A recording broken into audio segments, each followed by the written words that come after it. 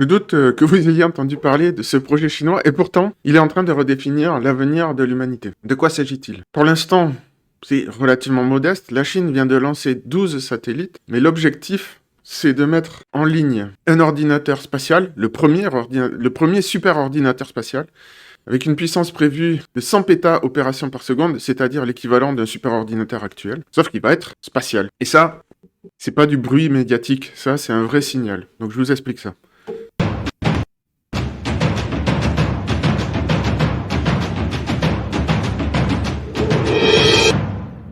Je vous ai déjà dit sur cette chaîne que selon moi, il n'y a pas 36 000 solutions pour l'avenir de l'humanité. Alors, il y a la solution européenne, c'est-à-dire transformer le continent en espèce de maison de retraite géante, mais sinon, il y a d'autres choix qui s'offrent à nous.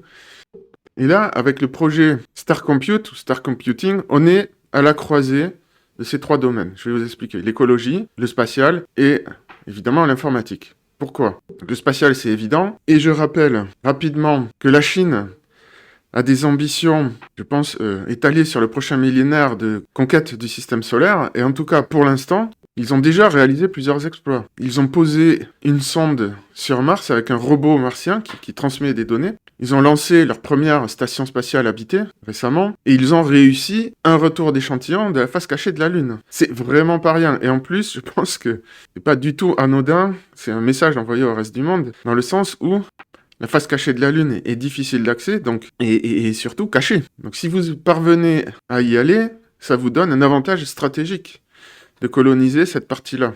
Parce que vous pouvez faire des choses, disons, à l'abri des regards, à l'abri de beaucoup de regards. Mais en plus de ça, ils ont d'autres ambitions, notamment d'aller collecter des échantillons dans les astéroïdes et les comètes, parce que évidemment que le minage spatial, aujourd'hui, n'est pas un sujet, et ne l'est pas encore pour quelques années, mais ça deviendra un sujet majeur à l'avenir. L'avenir lointain pour les prochains siècles. Hein. Je ne suis pas en train de parler des prochaines décennies. Hein. Mais il n'empêche que je pense que ça fait partie d'une vision à très long terme de la Chine. Donc le spatial, il est là. L'intelligence artificielle, elle y est aussi, puisque c'est l'objectif de ce projet, d'envoyer de la puissance de calcul dans l'espace. Et derrière, il y a aussi un objectif environnemental. L'idée de ces projets, c'est aussi de réduire l'impact écologique de l'industrie petit à petit sur la planète, en l'externalisant dans l'espace. Et je précise parce que aujourd'hui, la Chine est le premier émetteur mondial de CO2, mais la question écologique est très importante pour eux. Donc ils sont aussi leaders dans le solaire. Et alors, on prendrait des pincettes, mais petit message d'espoir, il semblerait que leur stratégie commence à donner des fruits et les émissions de CO2 stagnent. Alors ici, elles ont baissé, c'est lié à la Covid, c'est pas une volonté de la Chine. Donc ça, en gros, ça compte pas.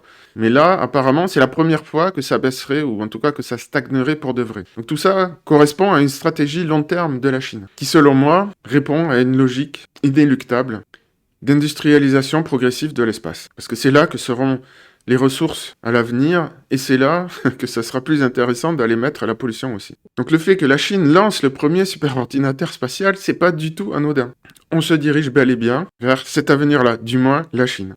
Alors en Europe, hein, si on se réveille pas très très vite, hein, on va se rendre compte qu'on est totalement largué. On commence à l'être, hein, ça commence à vraiment déjà être visible. Je pense que les gens ne réalisent pas. En Chine, ils ont déjà des flottes de taxis volants, ils ont déjà des drones qui livrent leurs commandes, etc., etc. J'ai déjà fait un sujet dessus dans une vidéo et j'en parlerai de temps à autre. Mais pour moi, l'envoi de ces premiers satellites, du premier superordinateur spatial, est un signal fort.